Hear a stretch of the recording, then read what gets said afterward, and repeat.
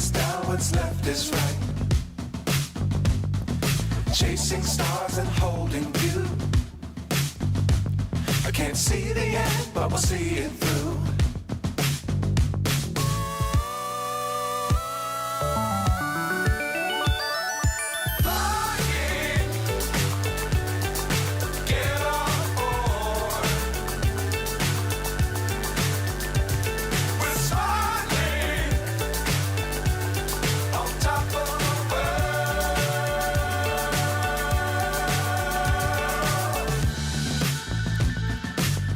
Times don't fly too high. Be sure to keep the ground in sight. Fly forever if you keep it tight. Love the world, but keep the sky on your mind.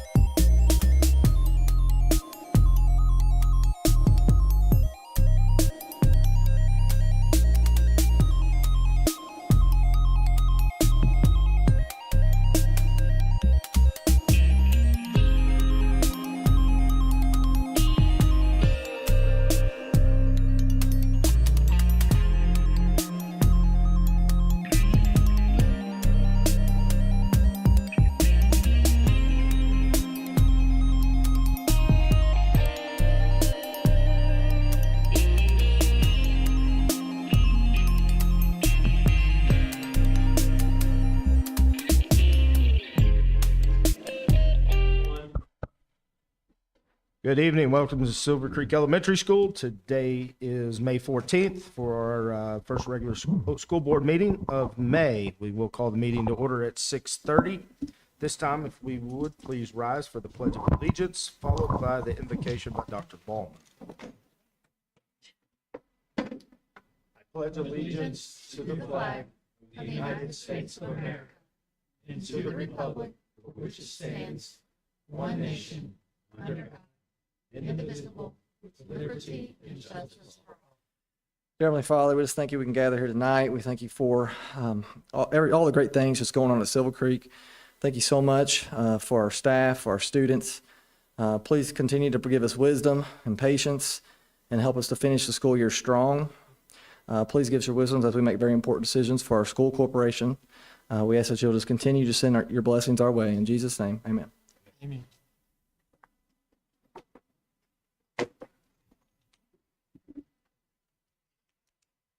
Roll call. Mr. Basham? Here. Ms. Bright? Here. Ms. Franklin and Mr. Groen are both absent tonight. And I am also here, so we do have quorum. Dr. Briggs, emergency additions and revisions to the agenda. Yes, good evening, everyone. We do have several revisions to the agenda. We will start under number 6, consent agenda, under letter C.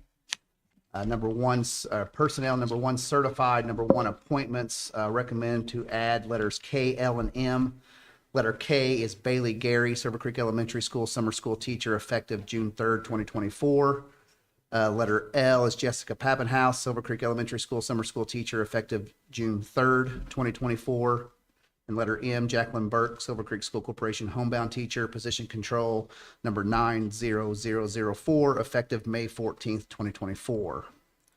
Moving on, under certified number 2, resignations, recommendation to add letters B and C. Letter B is Brooke Stotts, Silver Creek Middle School teacher ELA position control number 40014, effective May 31st, 2024. Letter C is Lauren Griebel, Silver Creek Middle School teacher science position number 40032, effective May 31st, 2024. Moving on to number 4, positions. Under positions, recommendation is to add letters A, B, C, and D.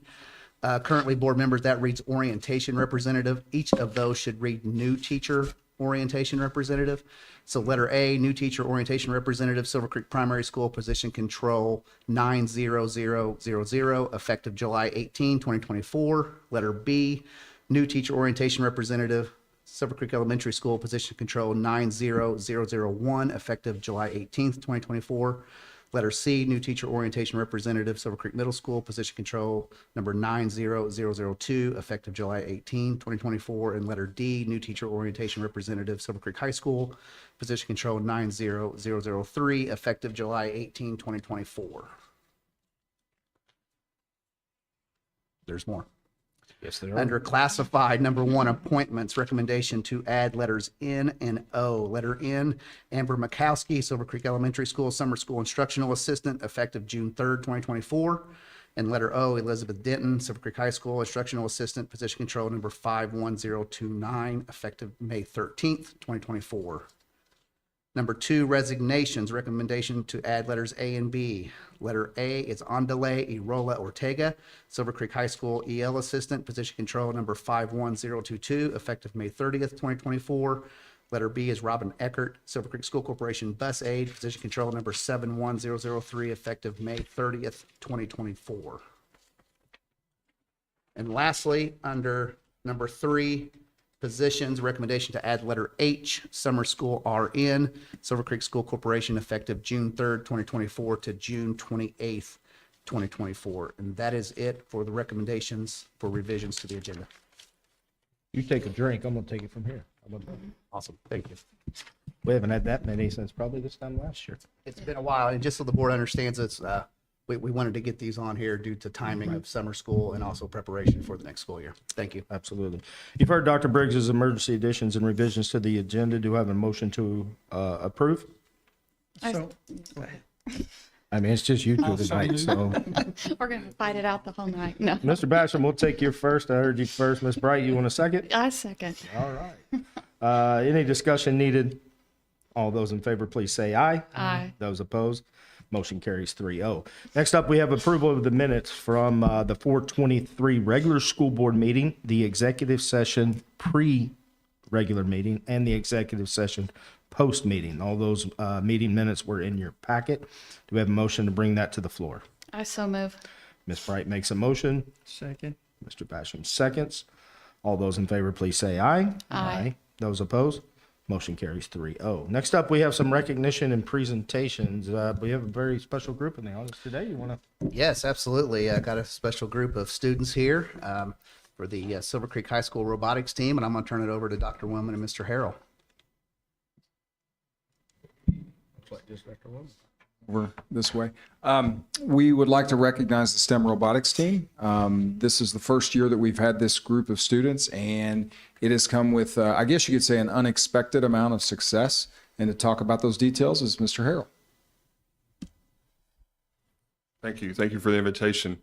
My name is Mr. Harrell. I coach the robotics team, and I'm the PLTW teacher at the high school.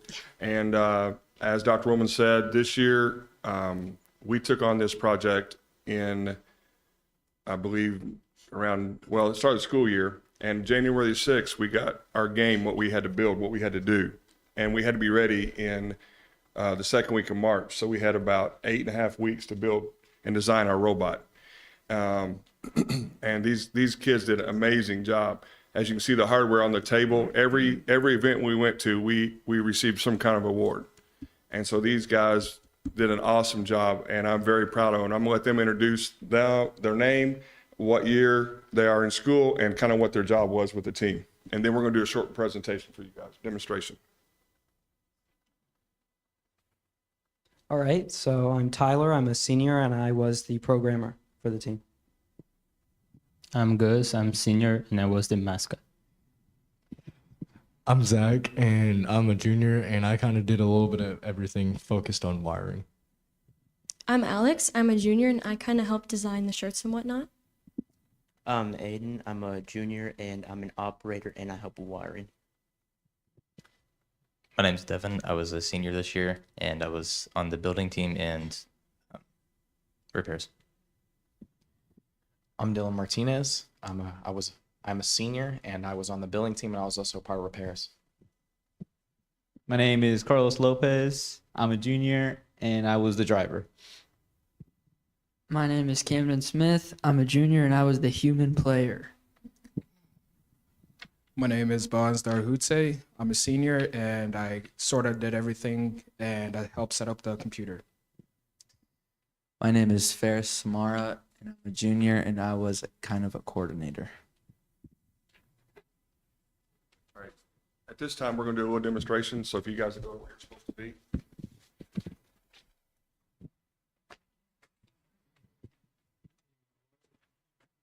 Just microphone, man.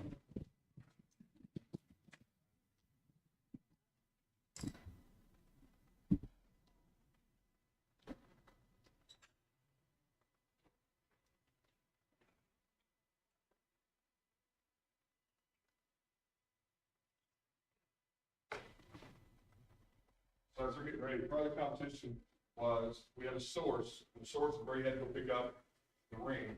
And you heard Cam say he was a human player. He fed all the rings to our robot. And then once you got the ring, we had two jobs. We either had a claw that we'd come over and put in the ant box where A was standing, or we had a speaker that was like 10 feet off the ground, and we had a monitor that we're actually going to shoot one out here at the board. So you guys got to catch it.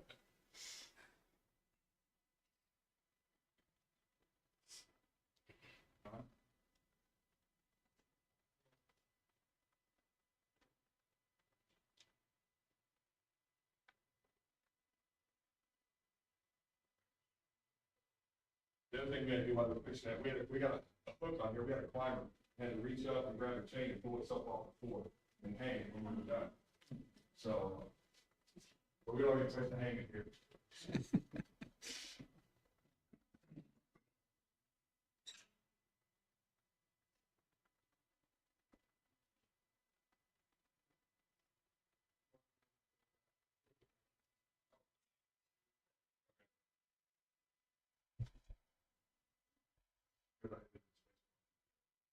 We found out if you hit space bar, put your robot in emergency stop.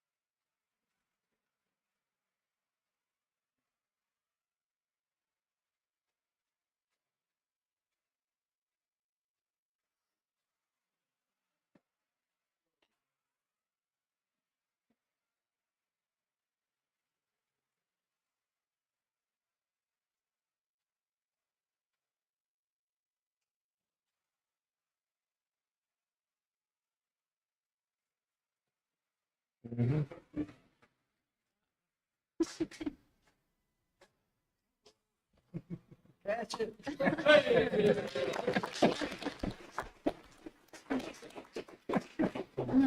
Well, that was our task. We had 2.5 minutes to do that, and you scored as many points as you could. And we played defense, you block other robots, and you bump into each other. So our course was probably, well, it took up the whole basketball court. So that's how big our course was. And we were on what's called an alliance. You were two other teams, and 3 teams took on 3 other teams when you scored. So It was really fun. The guys, I think everybody had a really good time. And it was a big learning curve for our kids this year. So I appreciate the opportunity to be able to do that. And I know Dr. Briggs actually came to the stage, so I don't know if he wants to say anything about that or not. Yeah, well, you guys were trying to get things going there, I thought, wow, it's kind of pressure for you. But then I thought, wait a minute, you guys did this in front of thousands of people, so this isn't pressure for you. So nice job.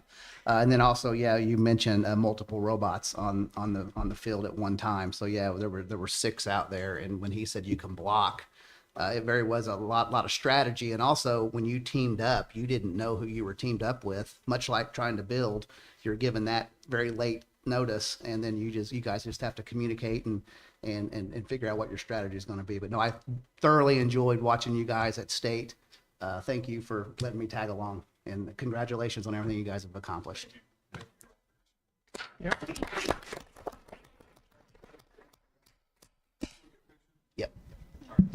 Hey, thanks for the Yeah, thanks for the souvenir. Well, that's an expensive seat cushion. Fine up there. Everybody think creeps on fire. Dragons are flying. Yeah. I'm not really blocking the camera.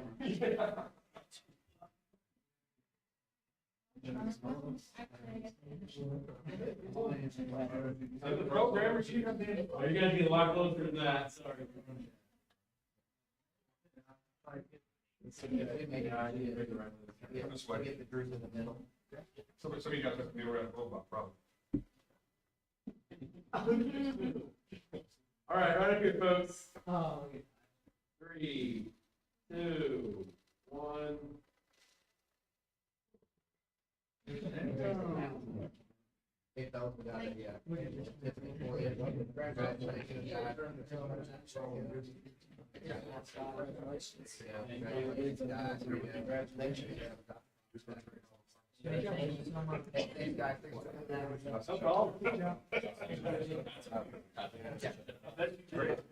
Yeah. Thank you.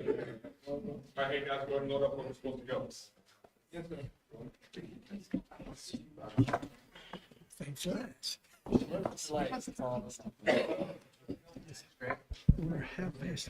Are we back up here, Alex? We good to go? All right. Next up, we have Chris with Gibraltar. Yep. You here? We're on the board. I feel like every time I join you, you have an amazing presentation of kids or adults doing something great, and then I come in to speak. So excellent demonstration from your robotics team.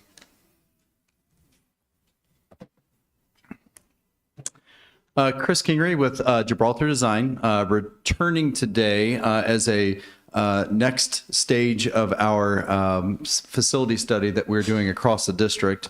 And today is centered around staff input and learning environments that were gathered through our data that we have collected. Also with me is Molly Miner, architect with Gibraltar Design, who also has been working behind the scenes to get to know the buildings very well, but also joined me on all the principal meetings and walkthroughs at the facilities. So we're going to go ahead and jump into this. Just want to make it clear that we're covering today the primary school, the elementary school, and the middle school, but we are not bringing data on the high school. We thought it was not best to survey staff in the middle of a construction project, so we thought we would wait until that further developed, and then we will circle back to the high school to make sure that we get input from them as well. We're going to talk a little bit about student enrollment and then capacity observations across the district. So as you can see, we started our journey together on February 5th. And it's nice to cross things off and see progress. Tonight, we're going to talk about the learning environments, talk about enrollment, and then set the stage for what you can expect when we circle back on June 6th. So up to this point, we have compiled site and building data, preliminary walkthrough data, meeting with your maintenance teams as well, and then today, learning environments. So this is something that you have seen before, but as we start to collect data, student enrollment is data. So looking at your 2020 to 2021, all the way until this current year, looking at those enrollment trends, and also just paying attention to where you have some big clusters of grade levels that are moving up through your grades. This is a placeholder to just make sure that we are changing paradigm a little bit about the understanding of what happens in classrooms today, what we're asking kids to do and what we're asking teachers to do, and what teaching looks like and learning looks like is different than what I experienced. My mom is a retired teacher and my two sisters are teachers, and my mom's world when she taught for 33 years, very different than my sister teaching kindergarten. And so want to make sure that we just recognize that we're still making it work in classrooms, but what we're asking them to do is very different. So starting with our input, and want to make sure we cover the process. We started with a district-wide survey. It wasn't just teachers, it was all staff members to provide their input on certain areas of the building. And then we had an opportunity to sit down with the principal, review the data together, and then also collect some overall considerations for each building. And then moving to review with superintendent and team, and then here today to make sure that you have the same information as well. Starting at the primary school, had a chance to meet with Principal Campbell. And at the primary school, we had 21 respondents in that building that collected this data. And the way that I'm bringing forward is I'm bringing high-level common themes across the building. So if it was split of 25%, 25%, 25% agree, 25% disagree, I left that off. What I brought today is where we had common, I guess, collective thought on certain items. So starting at the primary level at Silver Creek Primary School, obviously many agree about the visually welcoming appeal, designated areas for supervision, highly regarded. Where I also like that this survey brought out is recent investments that you've done in the district, from lighting to technology. All of those things are being received well by the staff. 90% agree that their classrooms are equipped for 21st century learning. And then looking at those lighting levels, those investments are paying off. They are liking that. It is working for them. And then rooms being sound isolated, important at that primary level. And then it is rare to see 100%. If you, any world, any business, any school that you're in, it's hard to see 100% of people agree in something. But the adjustments to car drop-off and pickup seem to be a common theme across all the buildings, that it is working for your buildings. So moving to some areas of that were collective thought on areas of potential improvement. Thinking of student de-escalation spaces, so thinking of private spots where students can work through some emotional behaviors, get some support, but not in a public place, was something that seemed to be of desire. Looking at flexible spaces for that large group instruction, classroom learning spaces having electrical outlets. If you think even schools designed 5, 10, 15, 20 years ago, we weren't expecting every child to have a device and needing it to be charged in the classroom. So that you are not alone in this. Many school districts across the state, that is something that they're looking at. And then also, if you think of how every space was used at the primary school, if there was one more program or something that needed to be added, they would need more space for that, whether it's a STEM or new emerging initiative. And then I like to close with this because teachers and staff, they're still getting it done. 85% of the staff there, teaching is still happening, learning is still happening. Despite some of these things that were brought, it's still happening at the primary school.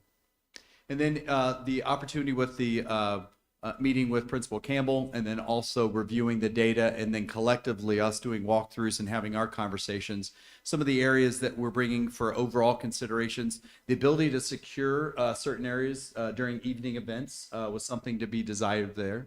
Eventually consider playground upgrades at some point in the future. Additional conference room needed to support building needs. So the way that that is used, it's being used by outside support that's bringing in to support kids in the building. So you need it for that as additional space, but also your typical parent meetings, your IEP meetings, and things like that. So related arts classes, having designated classroom spaces. As you know, the plan as classes start to grow at the primary level, related arts is going into cart and pushing into the classroom. So clearly long-term goal is to get them back into a designated classroom space. And then additional student support areas. 15, 20 years ago, kids would stay in their classroom and that's where they would stay all day, and then they would go to lunch and go to related arts. But today in our world with small group, RTI, there is learning happening in every area of the building. And I've been in that building on 2 different occasions, and it's often that you will see a child who's getting small group instruction and they're sitting in the hallway at the same time classes are going by, because it's just their buildings weren't built to have all that small group space at that time. And then final, just looking at reconfiguring that main office, that function and space, how it flows, how you access the rest of the building, and all of that as well. Moving on to the elementary school, had a chance to meet with Principal Myers. At the elementary school, just want to make sure we point out there are 39 responders in this building as well to help us provide some data. Some of the highlights from this: the visually welcoming appeal, the main entrance is secure. Again, your investments in technology are showing up and celebrated by staff. Your lighting levels as well. Student areas easily supervised, which elementary and primary, that's really important to have the hallway corridors and the arrangement where you can have eyesight in multiple areas of the building. And then moving on to whatever the adjustments that you guys have worked on over the last few years, that drop off is working. What we call it, the crew car wash lines are working for that building. So with a focus on safety and efficiency, and it's working. So moving into some areas of improvement at the elementary school that surface from the data is, again, you'll see the common theme: de-escalate. Students just have that space to be able to get calm, get regulated. It might just be there's a guest teacher that day, may have had a rough night at home of not sleeping well, and it translates into the school. But a lot of times you're helping a principal is helping that child with that behavior, but there's also a parent there registering. So thinking of a calm space that a child could de-escalate is important. Sufficient parking for the evening and event use, and I dug into this a little bit further. There's clearly enough parking on the campus, and it works when there's good coordination with events. And so don't want you to think that every night is like that, but when there are major events at the high school or the middle school, it can become a challenge with that parking.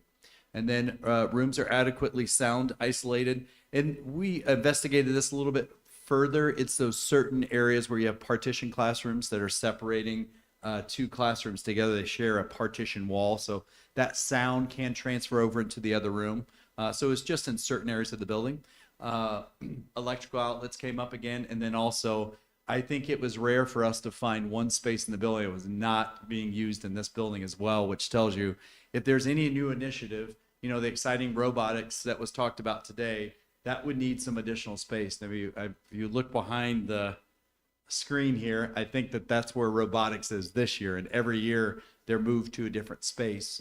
So that is a little bit of a challenge, but it is nice to have a flexible space like this that they can use. And then again, I always want to end on this. It is a positive thing, because even though some of these barriers, they're still getting it done. So don't know that teaching is happening and learning is happening at the elementary. Some of the other areas that after we did our walk and talk and some overall considerations, that same thing, ability to secure certain areas of the building for those evening events so that you are separating the classrooms from patrons that are coming in to use the gym. Reconfiguring student restrooms for better efficiency. Think of what you have at the primary school. It's kind of the same concept. Bring the wash stations out to the hallway. You get better efficiency, timing of getting classrooms through. There's less horseplay in the bathrooms too, because they're washing their hands in the hallway with more supervision that's happening as well. Additional conference room needed to support building needs. And then designated space for robotic STEM. We've already talked about that, and other student clubs. And then same thing with that small group instruction and student services. You have great partnerships with outside groups that are supporting kids inside the building. And as a principal, you want to make them feel welcome, because it is a need, for families and for kids. So you want to be accommodating on that space, but usually it is at a compromise of something else that you're giving up. So, and then last thing, creating a classroom benchmark and apply to all areas of the building. Saw some mixed results on the survey, and I realized it depends on if you're a teacher in a certain part of the building when one of the additions was happening. So creating that benchmark to say every classroom at the elementary school is going to have this, and then applying that benchmark to the remaining classrooms. And we're talking about teaching walls. We're talking about like those type of things and some finishes. Moving to the middle school, had a chance to meet with Principal Nunn, and There were quite a few that responded as well at the middle school. 37 responded at this level.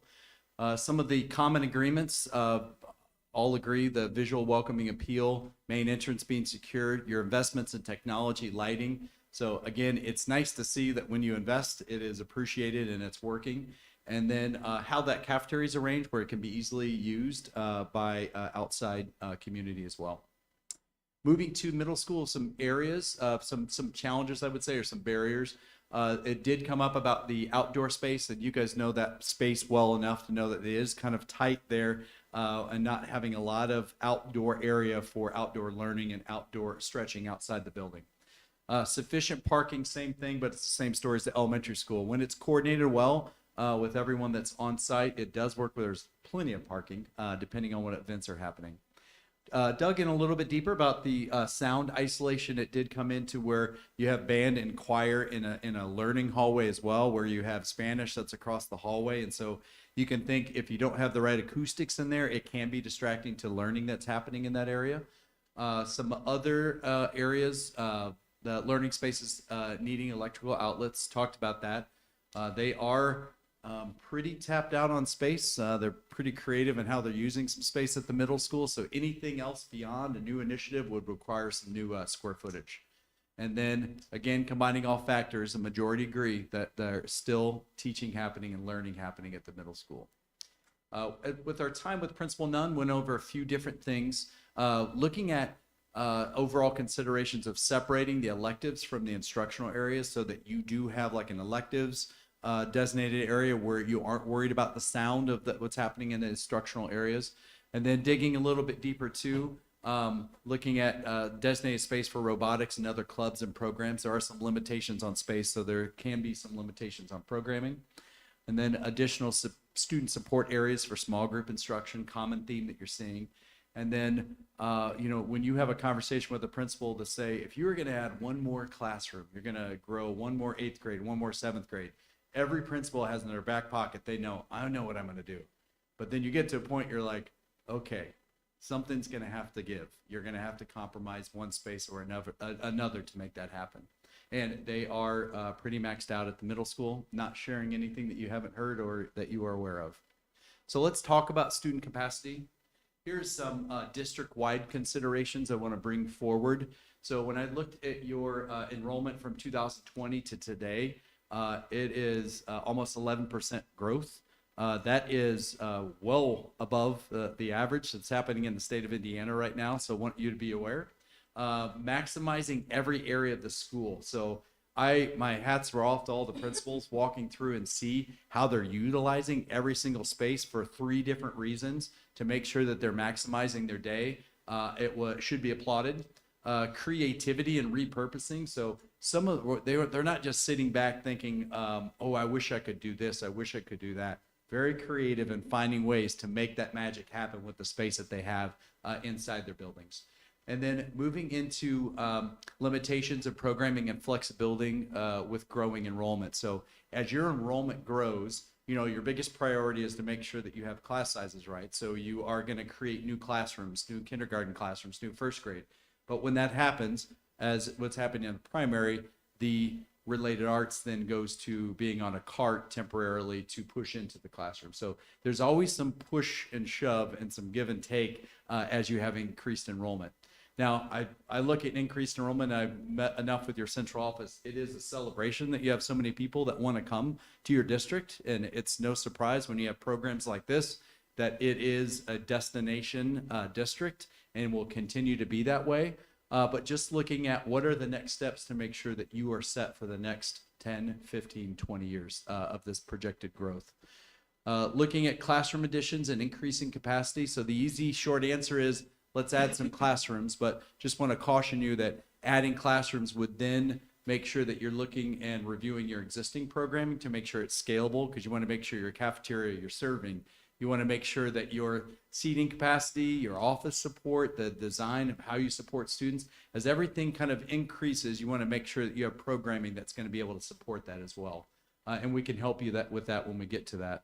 And then increasing class sizes limits flexibility. So the other side is if you don't create the classrooms, then you have more students in the classroom. And the more students you have in the classroom, it limits you on the flexibility of instruction that you can provide. So there's certain things that, man, I wish I could do this, but I can't because I have this many students, or the seating arrangement doesn't allow for that flexibility. So I just mentioned that as things that I observed, from the outside, working different districts across the state, of seeing some of this growth happen, and some potential barriers that you're going to have in the near future.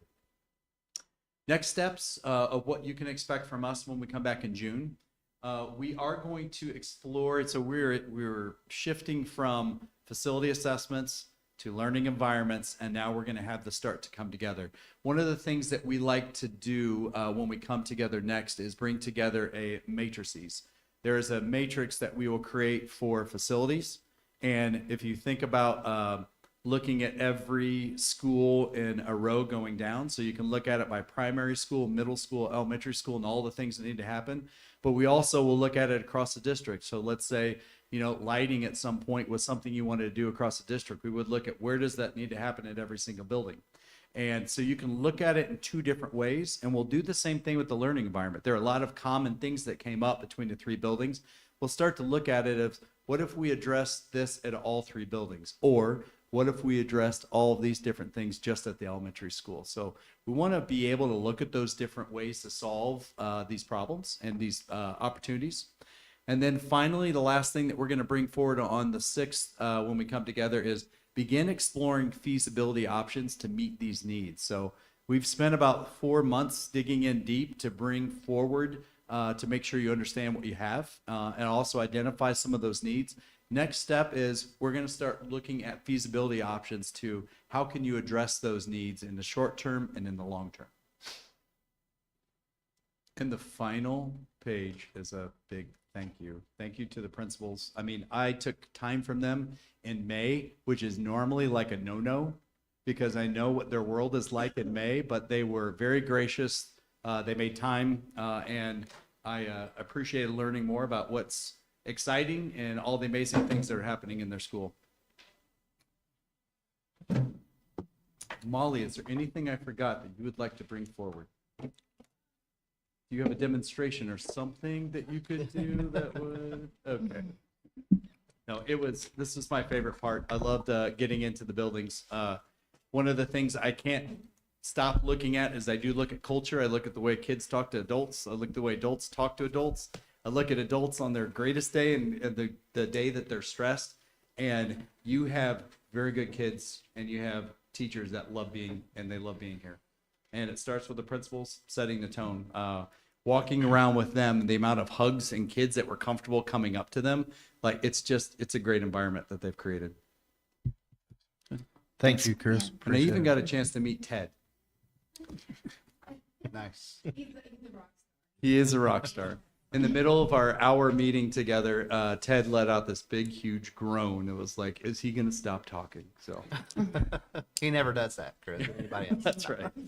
No, thank you. And we look forward to coming back in June 6th to start applying everything that we've learned and bringing forth options. Start to Thanks for discuss. putting all this together and presenting it to us. Yep. Any questions for Chris? Organized manner. Great, thank you. Mr. Sinclair, a food service update?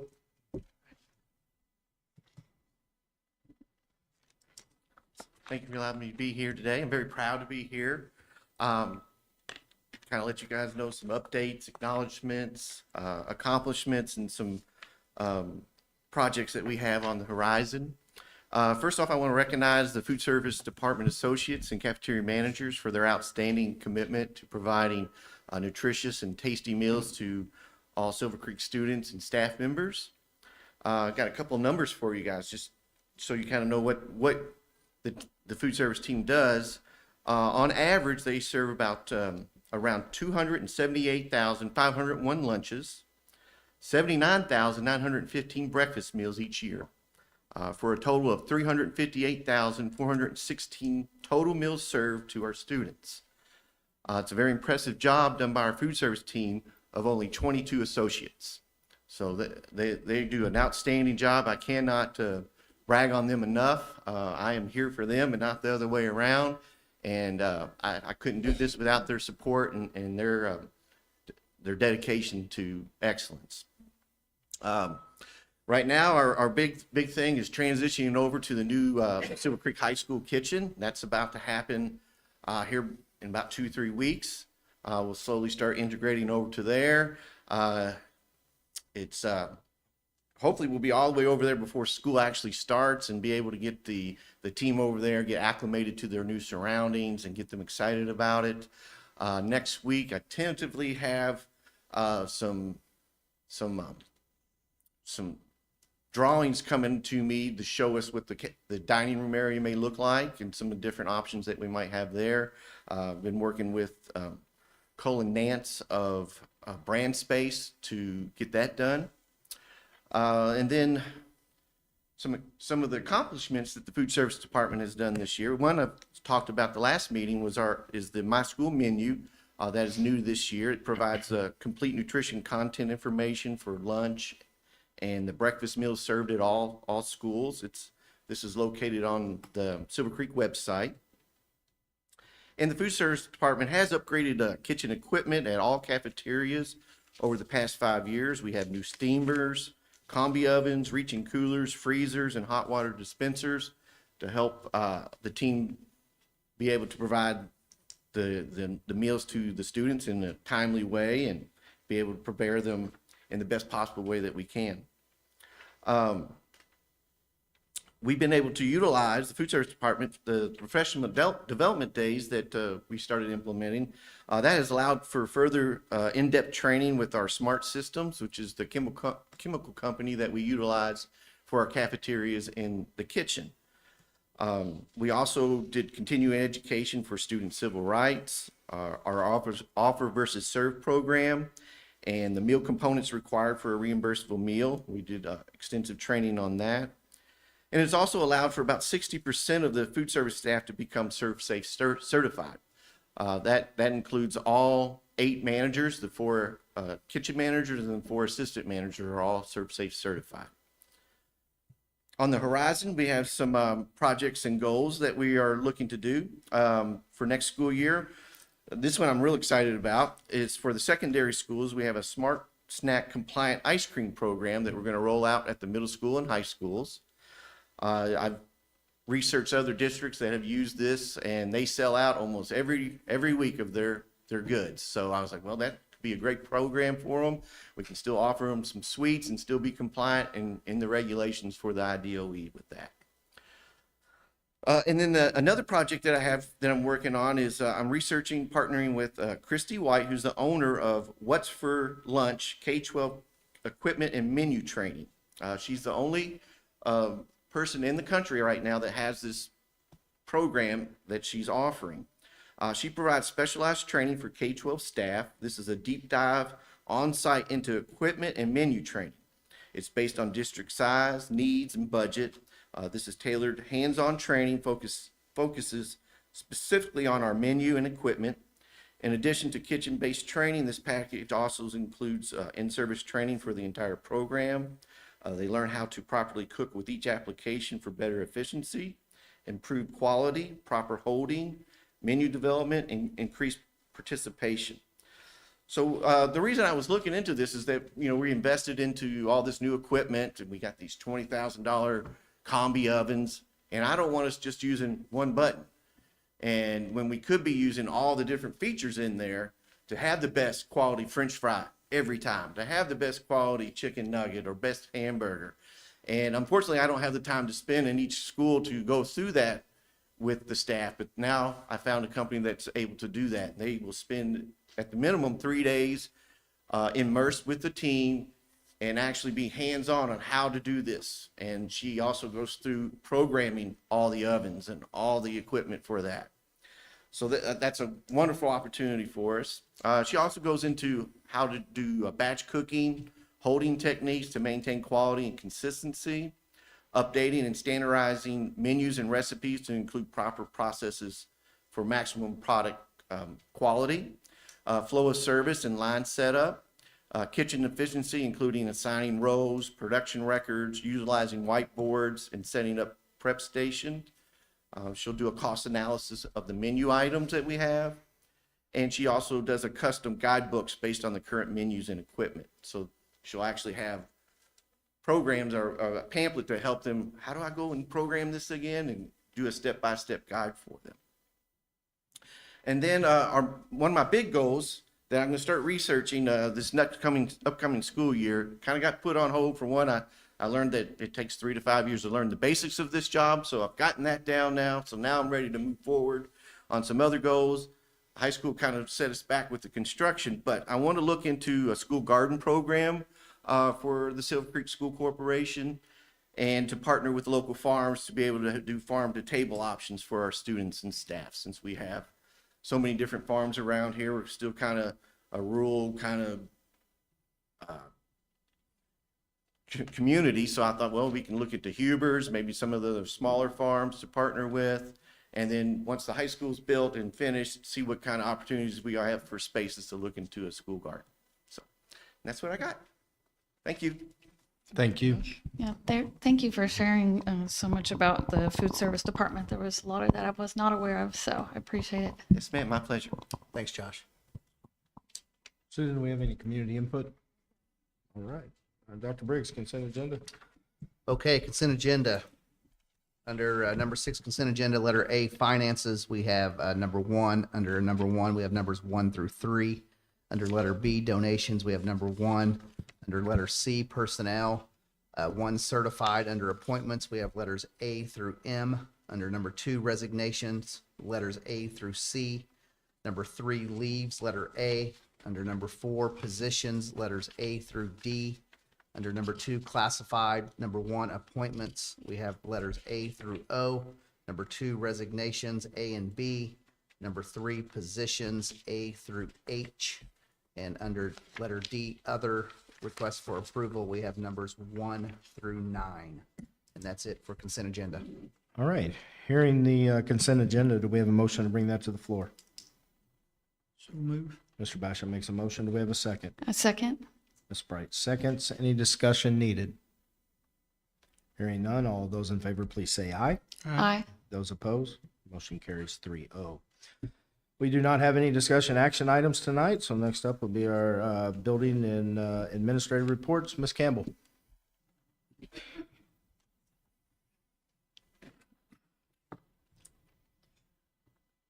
Good. All right, good evening. It continues to be a super busy time of year at the primary as we celebrate this year's work and prepare our students for next year.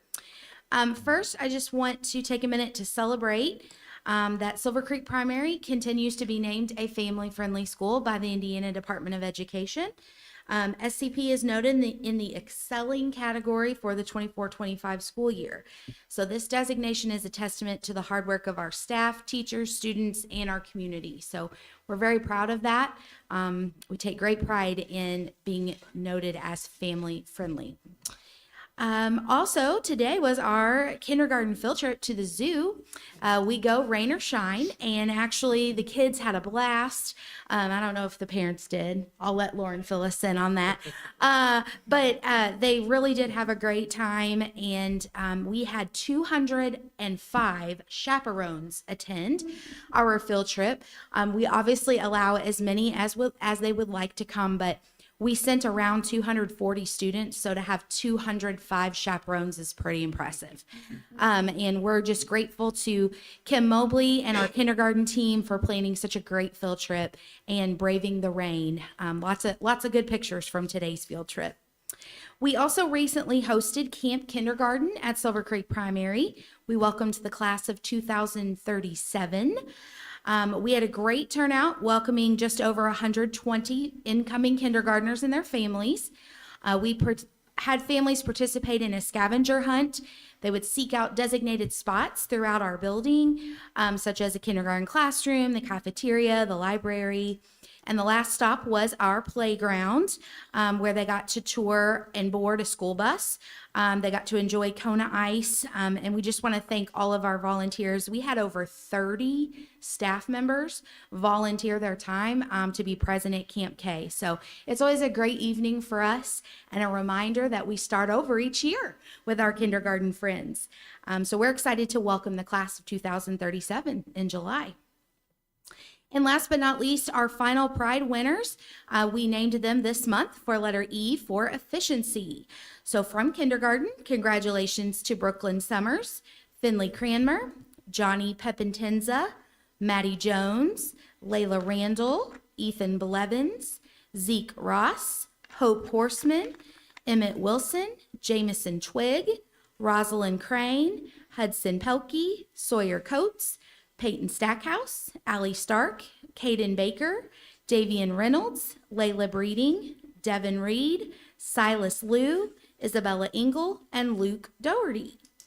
And also from our first grade friends, we want to celebrate Luke Daniel, Ellie Mann, Elijah Beckett, Isabel Tyler, Parker Tomlin, Hayes Setti, Molly Randolph, Elizabeth Reynolds, Ledger James, Eleanor Rogers, Cooper Robinson, Nora Rose, Kaylee Caudell, Maverick Jones, Luke Shaw, AJ Bobe, Ellie Grimm, Owen Karsner, Adeline Stocksdale, Isla Brayboy, and Renato Carrillo. So congratulations to our letter E winners for efficiency at the primary. Does anybody have any questions for me? Do not. Nope. Okay, Thank you. thanks. Thank you. Ms. Bai?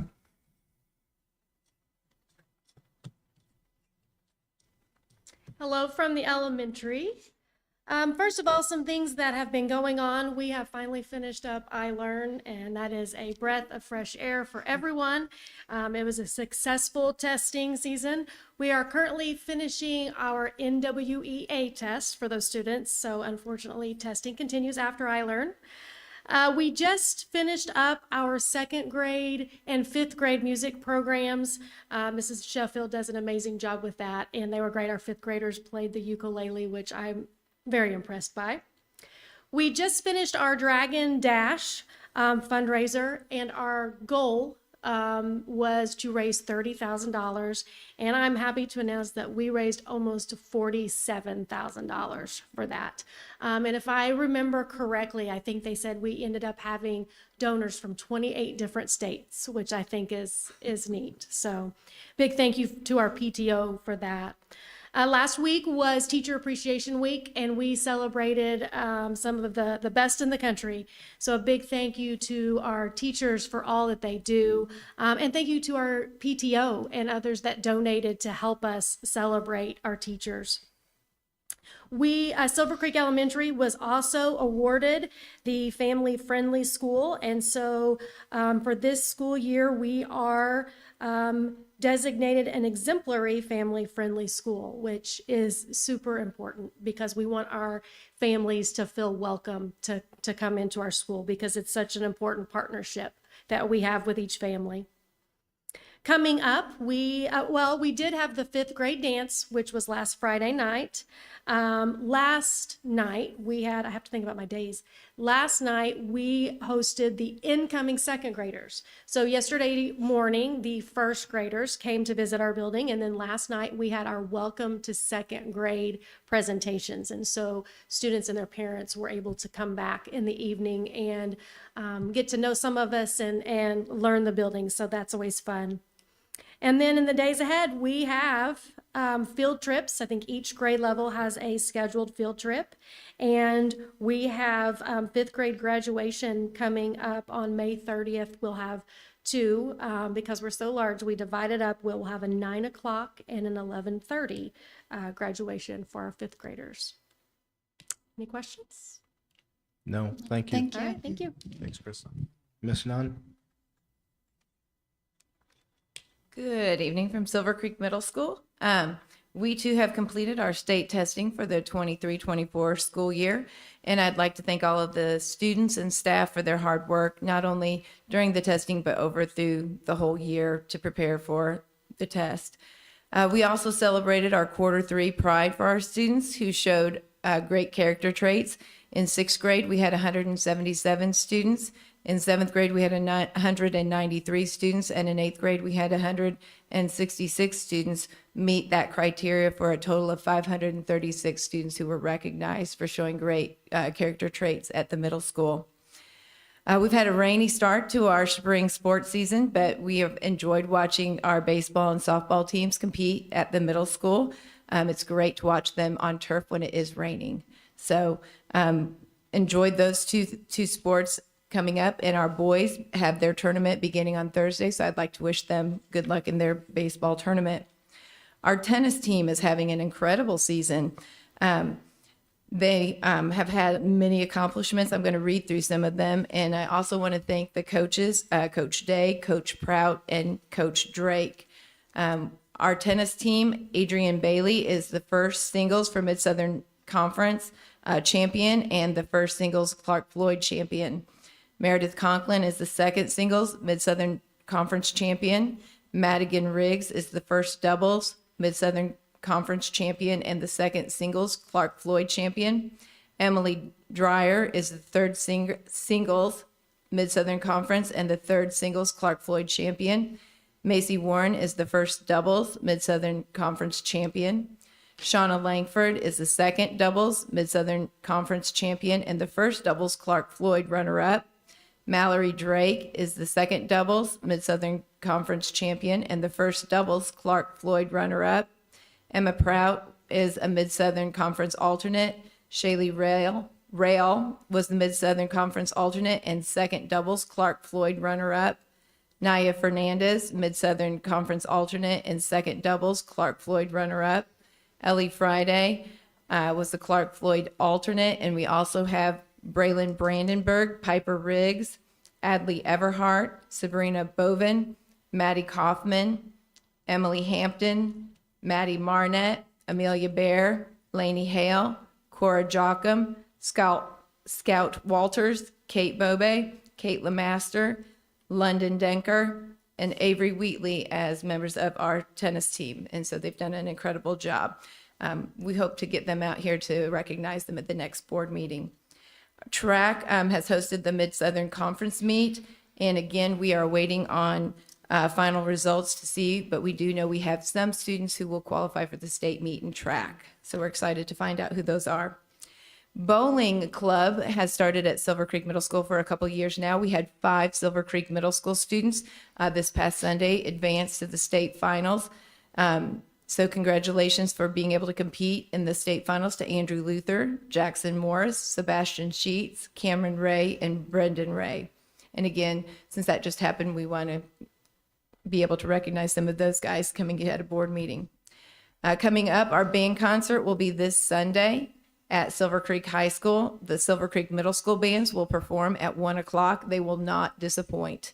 It's a great opportunity to hear a lot of great live music, and all choirs will begin at 4:30. So if you're not doing anything on Sunday, it will be a wonderful time to come out and see some really talented people perform.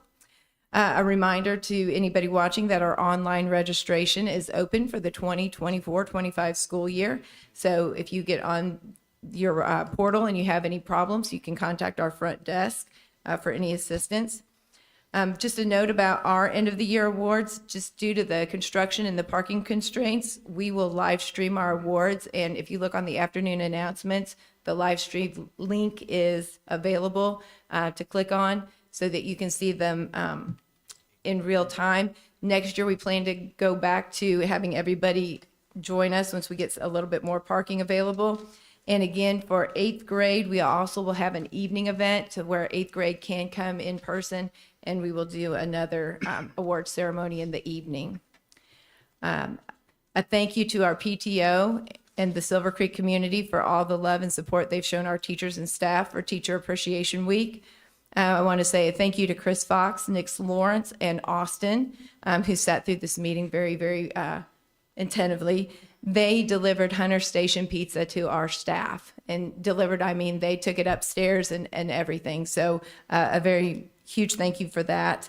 A huge thank you again to all of our PTO and the community for donating things, and to our student council who raised money so that they could supply the teachers with some banana splits. So thank you for all of their hard work. As we look forward to closing out the 2023-24 school year, we're excited about our 8th graders having an opportunity to go tour the high school, and that we had an opportunity for our 5th graders to come over and visit the middle school in April. We can't wait to celebrate the seniors as they walk through the walls of Silver Creek Middle School, so we can wish them good luck in all their future plans and endeavors. Any questions for me? Thank you. Thanks. Thanks, Chris. Dr. Wellman? Okay, thank you. We've had quite a bit go on, so I've kind of divided this up into 3 different sections. First is areas of congratulations. We recently had 26 students reach or earn the Global Seal of Biliteracy, which recognizes individuals that have attained a certain level of proficiency in 2 or more languages. It's typically awarded in the form of a certificate and can be used as a credential to convey an individual's proficiency in 2 or more. So we will recognize these students at graduation. They'll have, I think a stole for that. But last year we only had, I think, a handful, maybe 1 or 2. And this year it's 26. So I want to thank Mrs. Gama, Mr. Gunther, Mrs. Milner, and Mrs. Edrington for encouraging and preparing students for this. It's actually quite a thing. Congratulations to the tennis team. Our girls tennis team. They were second in the MSC, and we'll start sectionals later this week, weather permitting. Boys in track, they were third in the Mid-Southern. They start sectional just like the girls track team, which was second in the MSC.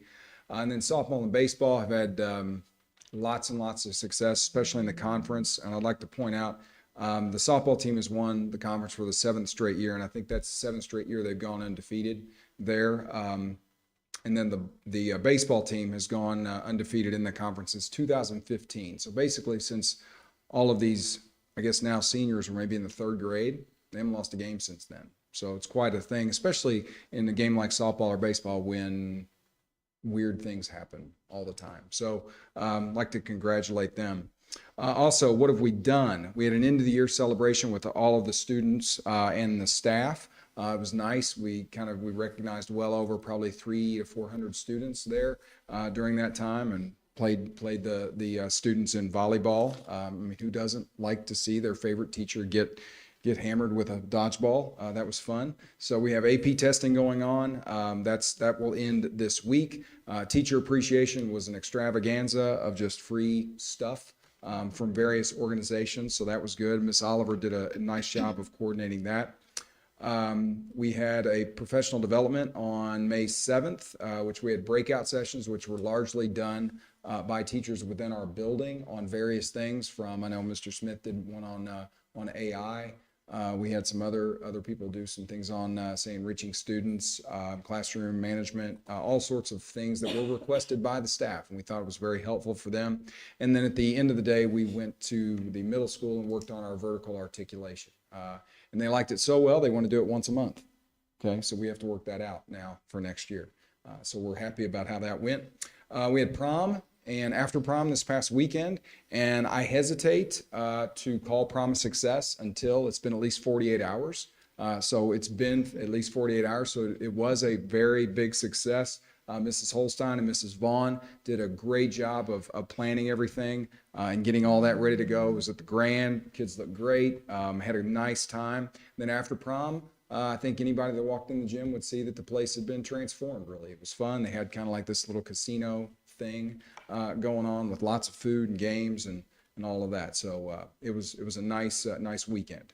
And then what's coming up? We have the incoming freshman tour on the 21st. And the 28th is when we're going to do that. So we're excited about the 8th grade coming up and seeing the building, getting them in there, and getting them acclimated to the atmosphere. The elementary walk through in the middle school and the elementary with the caps and gowns on the 30th, as well as the senior breakfast. And we have the 2 things coming up. We have the band concert, which Ms. Nunn commented on, as well as the senior awards night, which is Monday night. So that's the 20th. That will celebrate a lot of the money that they're going to give out through our community partners. And then at the end of the sprint is graduation at 2 p.m. on June 2nd. So looking forward to all of the great events that we have. Any questions? No. Thank you. Thank you. Dr. Swear. Good evening. I have some information to share for our High Ability program. Ms. Kaufman wanted to share that the identification process and parent notification has been complete. We did have a parent meeting scheduled, but it was canceled due to weather, so that has been rescheduled for next week on the 21st, and that will take place here in this room at Silver Creek Elementary School from 6:30 to 7:30. I also want to give a shout out to two of our high school teachers, Matt Horton and Paul Hankins, for completing programs to add high ability licensure to their current licenses. That's all I have. Do you have any questions for me? No. Thank you. Thank you. All right, thank Thanks, you. Tamara. Dr. Briggs? Yeah, just a few quick things. So again, thanks to the robotics team coming out tonight. Glad they could make it out, and thanks for their accomplishments this year. Congratulations on that. Thanks to Mr. Sinclair, and thanks for Gibraltar to their updates. Congratulations to our spring athletes and their teams for those who have finished their seasons, and best of luck to those who are still moving forward in postseason competition. Dr. Willman referenced it, but on May 7th, we finished our third professional development day this school year from the 3 waiver days that we received from the Department of Education. And to say that it was a resounding success, I think, is an understatement. I think all would attest to that our administrators, our teachers, classified staff who were involved in those days maximized them. So thank you to everyone for your planning and implementation of that. And fortunately, we get to replicate that next year. So looking to continue our success in that area. And then end of year, I know we still have another board meeting, the 28th, with school still in session, but wish everyone great success here as they wrap things up here in May. I know it's a hectic time of year, but thank you to everyone for getting the job done there. And it was also referenced, last week was Teacher Appreciation Week. Thank you to our teachers for all they do. We do spend the school year recognizing and celebrating different groups of employees, and that will culminate beginning next week into the following week, where 2 guys will be grilling. So for any staff members want to come out and get you a free lunch, we'll be hopefully not burning burgers. And what else we have this year? We might have an et al where we have a team joining us. But thanks to Dr. Balmer for helping get that organized and carrying that out. We started that last year and looking forward here to year 2. That's all I got. All right. Thank you. Dr. Bowman? Definitely want to thank Mr. Sinclair for coming out. Great presentation on food service. Lunch and breakfast, those are something that many of our kids look forward to and depend on each and every day. And over 300,000 meals, it's hard to believe we serve that many, but he does a fantastic job with food service in a lot of different areas. But what I really like about Mr. Sinclair is the amount of appreciation that he shows his staff and encouragement, and that he's always continuing to look to improve food service, and that's very important. So very thankful for him. Robotics team, what a cool presentation. Just want to thank them again for coming out and for success. I mean, for such a new team, they just did a great job. Also, I know we mentioned softball and baseball at the middle school. That's new this year. I want to give a shout out to just the middle school, the administration, also Mr. Bow. Anytime you start up a new sport, especially if coming off the beginning of the year they had with the medical condition and coming back, that was quite an accomplishment to get that up and going and for it to be a success. So thanks for everyone for that. I did notice Ms. Griebel, Ms. Stotts, and Ms. Gerlach were on resignations, and that's Mold Stomping Ground there at the middle school. So I just want to wish Ms. Griebel and Ms. Stotts the best, and then Ms. Gerlach. She's been a backbone of that school for a long, long time. She was a great support for me as I began in principal. So again, just want to wish her the very best as well. And definitely want to echo to our teachers last week. We just have dynamite teachers, and they do so much, and we're very thankful, and hopefully you feel appreciated all year long. But you have very difficult jobs, and we wish you the very best as you close out this school year. And one last thing, the town of Sellersburg, every 4th Wednesday in May, they have declared that Champions Day. And it's a very special Champions Day here on May 22nd. For this Champions Day, our very own 2023 state champions baseball team will be recognized, and each member is going to be presented with a key to the town. So a very cool event for them. Again, May 22nd, their Champions Day for the town. Thank you. Okay. Mr. Basham? I'd just like to thank all the building heads and all of our staff for the great job you all have done this year. I know we still got a couple weeks of school left, as Dr. Briggs mentioned, but we can't thank you all enough for the job that you do. Thank you. Ms. Bright? I appreciate all the presentations tonight and getting to hear about all the great things that you're doing in your buildings. I really thought it was awesome to hear about the 26 students who are getting the bilingual certificate. I kind of watch that every year, and it is usually just a few. So to hear that 26 are getting that is really exciting. And it was also really great to see the robotics presentation. I know there's a lot of creative thinking that goes into that and collaboration, and to see how far they got, and this was their first year, just makes me super proud to be a dragon. So, and then lastly, the website for the Summer of E-Learning. It's laid out really well. I know it really wasn't talked about tonight, but I've just been meaning to mention that. It's laid out really well for, the Southern Indiana teachers and anyone, that's involved in education to be able to come and get some great professional development. So thanks to your hard work on that and anybody else who is involved in it. Well, she has done truly an amazing job. So thanks for all of that. And I hope everyone had a wonderful Teacher Appreciation Week. And I do really, truly appreciate our teachers and staff. Just to echo a lot, coming off of Teacher Appreciation Week, cannot thank them enough. We aren't who we are without them. And again, like everybody mentioned, it's so great to hear everything at every board meeting about the great things that go on in our school buildings and at a district level, just like seeing the robotics team tonight. And just a special shout out to those guys. Basically, coming in as a rookie, team and making it to state is just phenomenal. So, and to Josh for coming out tonight and letting us know about some of the inner workings of the food service department. So, next up, board meeting wise, we have May 28th. We have our regular school board meeting. That's the end of the month one. And then June 6th, we've got our special school board meeting, which will be more of a detailed plan for Gibraltar. And then we have a work session following our special meeting. So at this point in time, if we have a motion for adjournment, Ms. Bright makes a motion. Do we have a second? Mr. Basham seconds. All those in favor, please say aye. Those opposed? Motion carries 3-0. Meeting is closed at 7:39.